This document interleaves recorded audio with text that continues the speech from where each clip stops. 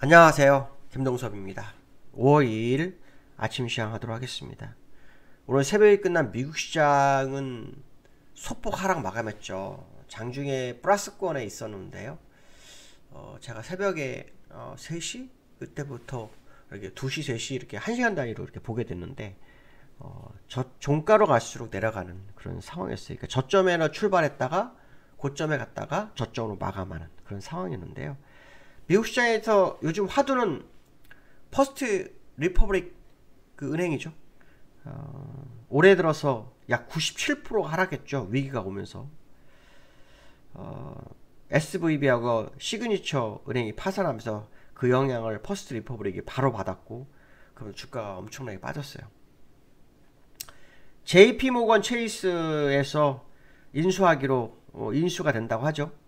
미국 최대 은행인데, 얼마 전에 그 제이미 다이먼, 그 JP모건 체이스 CEO죠. 최고 경영자가 은행 위기가 좀 오래 갈 수 있다는 식으로 얘기했던 걸로 기억하는데, 어제는 그걸 인수하면서 무슨 얘기를 했냐, 은행 위기가 거의 끝나간다라는 얘기를 하고 있거든요. 사실은 이 일반적으로는 미 정부나 연준에서 관여를 해야 될 부분인 것 같은데, JP모건 체이스가 연준을 대신해서 위기를 수면 밑으로 떨어뜨리는 뭐 그런 상황을 보여주고 있더라고요. 아주 특이한 케이스인데요.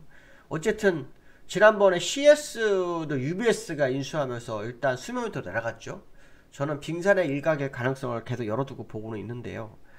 이번에는 은행 위기가 너무 쉽게 넘어가는, 이것도 참 특이하죠. 일반적으로 이러다가 문제 터지면은 뭐 감당이 안 되는 그런 상황이 되기도 하는데, 어쨌든 인수를 했다고 합니다. 그러면 일단 위기가 넘어갔기 때문에 시장은 급등을 해도 상관이 없죠. 근데 급등을 하지 않고 오히려 주가가 내렸어요. 요거는 아마도 그 FMC 회의 영향이 아닐까라는 생각을 하고 있습니다. FMC 회의가 5월 2일부터 3일 이틀간 열리죠. 이번 FMC 회의가 시장에서 이제 마지막 금리 인상이냐 아니냐를 두고 얘기가 많죠. 마지막 금리 인상일까 아닐까. 저는 개인적으로는 인플레이션 잡힐 때까지는 금리 인상을 지속해야 된다라는 게 제 생각이거든요. 물론 개인 투자가들 입장에서 너무 힘들어지죠. 이거는 맞습니다. 그렇지만 인플레이션이 안 잡혔을 때 침체가 도래하게 된다면 연준이 할 수 있는 카드가 아예 없어져 버릴 수 있거든요. 차라리 금리 인상하고 인플레이션 잡고 침체했을 때 금리 인하하는 것이 더 현명할 거라는 생각을 하는데, 어떤 것이 맞을지는 모르겠습니다. 그러나 어쨌든 시장에서는 이번이 마지막 금리 인상이길 바라는 모습이 있고요. 연준 성명서를 통해서 연준이 그 부분을 알려줄 거냐 말 거냐의 싸움일 것 같아요. 아마 저는 연준이 인플레이션을 잡을 때까지는 고금리를 유지할 거다, 뭐 이런 식의 표현을 하지 않겠나 생각이 드는데요. 어쨌든 이번 FOMC가 끝나고 난 다음에 제롬 파월의 성명서를 통해서 연준의 의원들의 어떤 생각을 시장에 표출했을 때, 그때 시장의 방향성에 대한 부분이 나타나지 않을까, 뭐 그 생각도 합니다. 그것 때문에 시장이 뭐 오늘 한번 숨죽였다, 뭐 이런 해석도 해볼 수 있겠죠. 그렇지만 사실은 고인플레이션이 바로 내려오진 않을 거라는 거죠. 특히 유가가 60불대로 계속 내려간 60불대에서 뭐 50불대로 떨어지면은 인플레이션은 거의 잡힐 겁니다.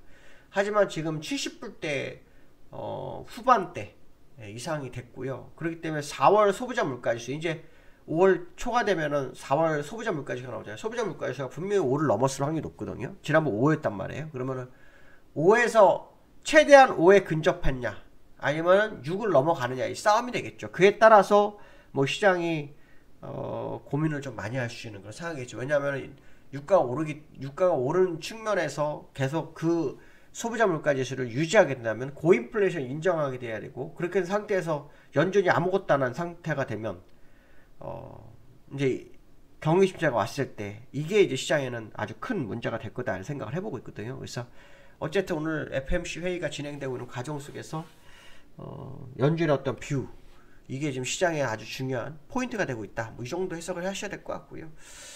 그렇게 많이 하락은 안 했어요. 나스닥 0.1, 그 다음에 다우 0.14 정도 하락한 모습인데요.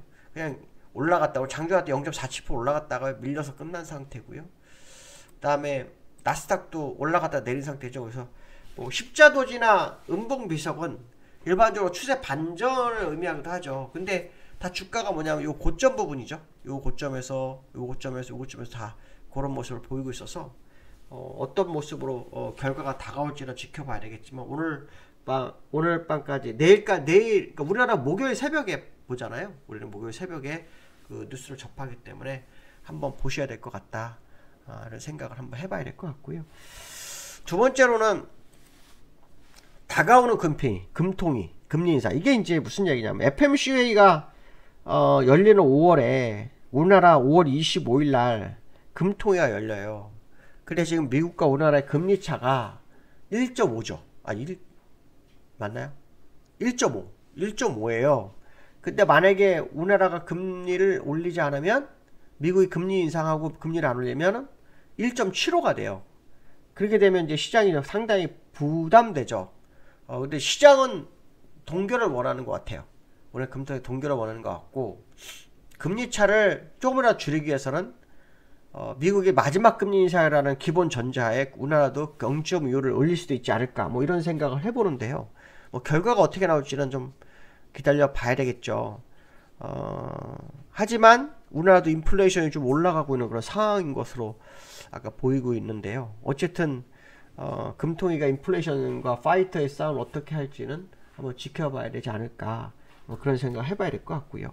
그 다음에 코스피가 지난주에 우리나라 이제 휴장, 그쵸? 어저께 휴장이었죠. 휴장이고 지난주 금요일 날 2,500을 회복하고 끝났어요. 그래서 2,500이 이제 안 차게 되느냐 안 되느냐, 이제 요 싸움이 좀 될 것 같은데, 지금 그 주말 나온 뉴스 중에 이슈는 이런 뉴스예요. 그 시전융자가 20조가 약간 무너졌다, 뭐 이런 뉴스가 있었어요. 하지만 여전히 높다라는 게 중요하고요. 그 다음에 무역적자가 14개월 연속으로 적자의 늪에 빠졌다, 뭐 이런 얘기가 나오고 있어요. 그래서 무역적자를 뭐 해결할 방법 중에 하나가 뭐 반도체 가격이죠. 결국 반도체. 그 다음에 중국에 대한 부분을. 그 다음에 여기 소비자 물가지수 지금 뉴스가 나오는데요. 이게 오늘 우리나라 시장에 어떤 영향을 미칠지 봐야 될 것 같아요.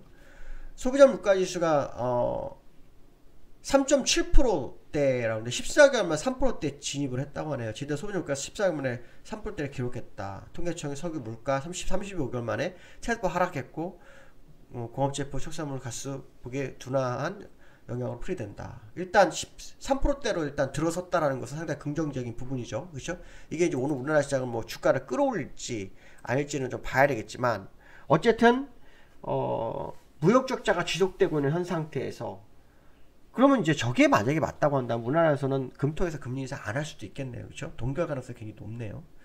그럴 가능성도 있네요. 그런 부분 한번 생각하시면 될 것 같고, 그 다음에 어쨌든 반도체와 중국과의, 어저께 뉴스를 보니까 중국이 우리나라를 뭐 보복을 하겠다는 식으로 뉴스가 하나 나왔었는데, 실제로 그게 될지 안 될지는 봐야겠죠. 근데 저는 우리나라 시장은 이제 환율 부분이 또 문제가 되고 있어서 무역 적자를 해결하는 반도체와 환율이 해결돼야 되거든요. 특히 이제 환율에 대해서 그 한일 통화수합부 얘기가 좀 나오고 있더라고요. 근데 한일 통화수합부가 실제로 될지는 봐야 되죠. 왜냐하면 되더라도 이게 이제 달러가 아니라 엔화 쪽에 대한 부분이기 때문에 어떤 결과가 나올지 한번 지켜보실 필요성이 있지 않을까, 그런 생각을 해봐야 될 것 같습니다.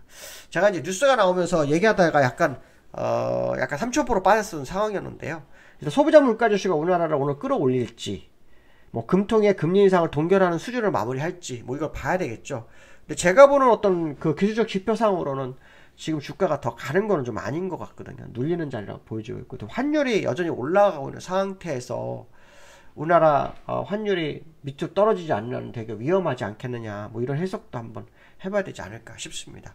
어쨌든 지금 시장 오늘 휴장 후 또 오늘 장 열리고, 이번 주 금요일 날도 또 휴장이죠. 그래서 이번 주에는 약 3일밖에 거래가 안 되기 때문에 3일 동안의 어떤 변동성이 나오는지 한번 지켜보실 필요성이 있지 않을까, 이렇게 말씀드리고 싶습니다. 오늘 여기까지 하겠습니다. 감사합니다.